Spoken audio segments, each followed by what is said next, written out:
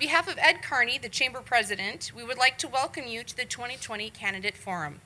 We also want to thank the Apple Valley Chamber of Commerce Board, Bogarts, our gracious hosts, the City of Apple Valley for our TV coverage beginning this weekend, Speed Pro Signs, and most of all our candidates for their public service and wanting to improve Apple Valley, Dakota County, and Minnesota. It is my honor to introduce Scott Catterlick, our moderator.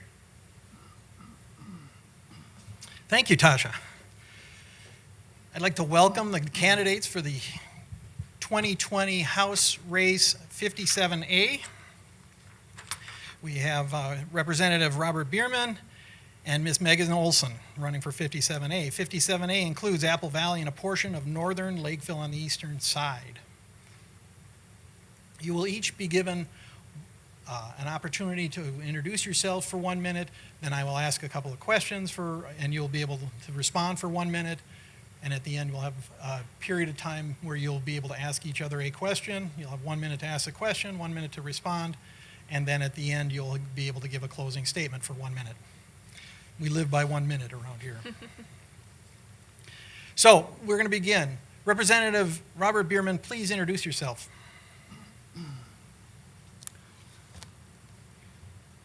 Thank you. Thank you, Scott. Thank you to the Apple Valley Chamber. It's a pleasure to be here. I am your state representative, Robert Biermann, and I'm also a small business owner for 27 years of a third-generation home furnishings and flooring company. I understand what it takes to meet payroll month after month, year after year. I also served as a chamber president, so I know the great work chambers do around our state in Minnesota. As your state representative, my commitment is to build the coalitions to address the high cost of health care, stable employment, and fair taxation. This event today is brief, so I encourage all of you, if you have questions for me or want to go on in depth on any issue, please reach out. I do seek your support, but I also seek your wisdom and your perspectives. Thank you. Great. Thank you, Representative Biermann. Ms. Megan Olson. Hi, thank you to the Apple Valley Chamber of Commerce for hosting this forum. Local politics is especially important this election cycle, and it's really great that we have forums like these helping to educate voters on where we as candidates stand on key issues. So my name is Megan Olson, and I'm running for the seat here in 57A, Apple Valley and Lakeville. The COVID-19 pandemic and increased political hostility has clearly proven that we need to elect a local candidate with a fresh voice and perspective who values people over party and freedom from government overreach. I've spent the last 4 years engaging with people whose opinions differ from mine, learning about the importance of civil discourse along the way. This is what we need more of in our community, in our state, and in our country. Partisan games, silent leadership, and wasteful spending have no place in the actions of our state representative. To protect ourselves, to protect our businesses and our families, we need to elect a true leader who will stand up for what is right for Apple Valley and Lakeville residents by giving them the choice they deserve in their day-to-day lives.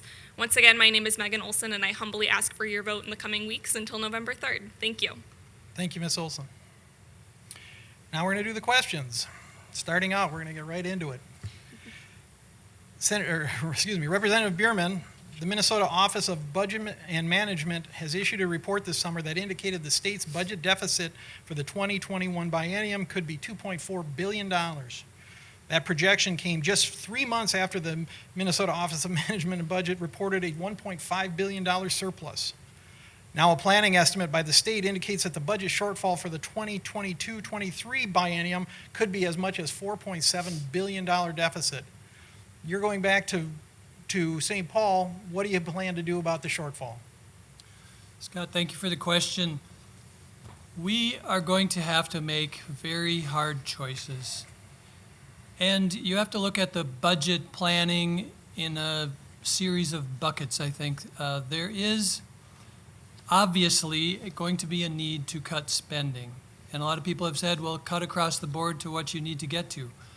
I have concerns about that in the middle of a pandemic, that we would consider cutting the health department or the Department of Health and Human Services. I think we have to be very careful. Of course, these committees are going to get budget targets which will be much lower, and we will have to do our due diligence, hear the bills, look at the needs, and decide what we're going to be able to afford. We also need to look at, we're going to have a budget reserve. We will use that up quickly. We are also going to need to look at our taxation and consider, does this tax code fit our values as a state? And the big unknown is federal help. What will it be? And that will have a huge impact on the decisions we have to make. Thank you, Representative Biermann. Ms. Olson, the 2020 legislative session ended in May without a bonding bill. The governor has held 5 special sessions since then and finally produced a bonding bill. Give this year's legislature that just passed the $1.9 billion bonding bill a grade for their performance, and why? I would have to agree with what Jose said earlier. Probably a C+, maybe a B-. I think this legislative session was definitely unique, and there were a lot of challenges that our state representatives, our state senators, and our governor had to overcome. But I think the partisan games really was just too much. And I think we're here in a purple district, and Apple Valley and Lakeville has residents from across party lines that are seeing this, and they're seeing government as ineffective. And so they're seeing now we're going to have to start to elect leaders with a fresh perspective, elect people who have creative ideas to come up with fulfilling this budget deficit. And so I think probably a C+ or a B-. I think we need to come together now more than ever. We need to remember that all branches of government are equal. The governor is not the supreme leader, and we need to have more of a coexistence between the legislature and the governor as well. Thank you, Ms. Olson. Representative Biermann, partisanship appears to be at its highest level, both at the national and state levels. What can you do to improve the ability to pass solid bipartisan legislation that works for all Minnesotans? Thank you, Scott. I think that is one of the reasons I ran for office, was the partisanship in politics. And I think this is a trend. Obviously, national politics have come into our state, and we sit here as the only divided legislature in the country. And yet in my first year, we were able to pass the budget, and we did it with 27 hours of overtime was all. Second year, we have COVID, and we have the issues that has eclipsed a real solid way to get through this pandemic by making the pandemic political. Now that has had enormous costs at a national level, and it continues to have costs for us here in this state. We have opposition to the emergency powers day in and day out. We need leaders who will lead on the pandemic and realize that the pandemic, the virus doesn't care what party you are. And this is the major issue we need to face, and we should be doing it in a bipartisan fashion. Great. Thank you, Mr. Biermann. Ms. Olson, the safety and security of all Minnesotans has recently hit close to home with the death of George Floyd in Minneapolis and a terror attack on the Dakota County Courthouse here in Apple Valley. What are your feelings about local law enforcement, and what can be done to avoid the tragedy and the destruction we saw in Minneapolis? I wholeheartedly support our law enforcement officials here in Apple Valley, and I think the majority of Apple Valley and Lakeville residents would agree. If you walk around the neighborhood, like I have been door knocking, you will see "Thank you" to our public safety signs absolutely everywhere. And the most common issue I hear at the door is people are voting this November because they're afraid of violence and looting coming to Apple Valley and Lakeville. So I definitely believe that there is a place for a conversation surrounding police reform, but I do want to commend the Apple Valley Police Department for already setting a strong example for what Minneapolis and St. Paul should be following. What they have done is they've been an excellent example of community policing. Our police officers do a great job of reaching the people, creating meaningful connections, and basically doing their job in a way that fosters a connection within the community. And so I really do want to commend the Apple Valley Police Department, but I also think there is a conversation for having Apple Valley be an example for other police departments and how they should conduct themselves.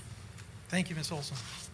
Representative Biermann, what is your solution to make Minnesota a safer place to live, work, and play? I think the solution to making Minnesota a safer place to live, work, and play is to continue to fund our public safety as we have done and I have voted for in the last 2 years.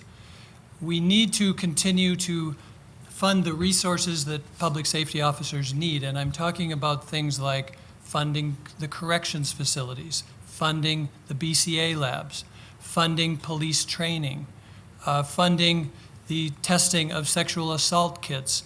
All of these things which I have voted for, and in addition to supporting our police officers through the worker compensation for COVID infection, which was carried, all of these issues were carried by DFLers. Senator Limmer defined the issue being that Republican targets were too low. So I think the way to make things safer is to fund the budget where public safety counts. And I think that's what we need to continue to do. Thank you. Representative Biermann. Ms. Olson, the state of Minnesota has books full of legislation, regulations, rules. You're hoping to be elected as a lawmaker. Name one law that you know that you feel needs to be enacted and why. First and foremost, and I've said this in the last debate and on the campaign trail, I think we need to enact a financial literacy requirement course for high school students. This is a key piece of education that we're missing in this state, and it's a bill that's been put forth every year, and it's been pushed aside, making other things more important. And I think this is a good foundational base for what our students need to be taught in school. They need to be taught about mortgages, about credit, about savings accounts. If they're not getting this education at home, the school needs to be fulfilling that need. And so first and foremost, I would absolutely champion that bill. I think it's critical that our students are learning about basic understandings of life. If they're not getting it at home, they should be getting it at school. And I think it'll help our students understand debt, understand college a little bit better, and overall just help our students to be more productive members of society. Thank you, Ms. Olson. This next period that we're going to go through is a little different. You probably haven't had to do this on the campaign trail, but we're going to ask each other a question. We're going to start with Representative Biermann. Please ask Ms. Olson a question. Thank you, Scott.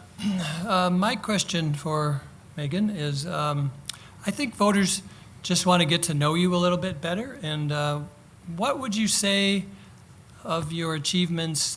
Which ones are you the most proud of? Yeah, absolutely. I was born, raised, and educated right here in this community. My parents have lived in this community for over 30 years. This community helped raise me, and I've devoted my adult life to giving back to this community. This community gifted me the opportunity to graduate college in 3 years, and so that would definitely be one of my greatest achievements, is being able to be on the Eastview Community Foundation now and giving back to the school that helped raise me and helped push me to achieve my dreams.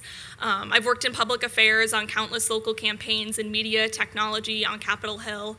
My bachelor's degree in history and political science have given me a firm foundation for where I seek out diverse experiences. I'm a lifelong learner, which is exactly what we need more of in St. Paul. We need more diverse experiences and people who understand various different fields to be able to actually craft law that applies to those different fields. Additionally, Alexander Hamilton was only 21 when he signed the Declaration of Independence, which I think is pretty neat.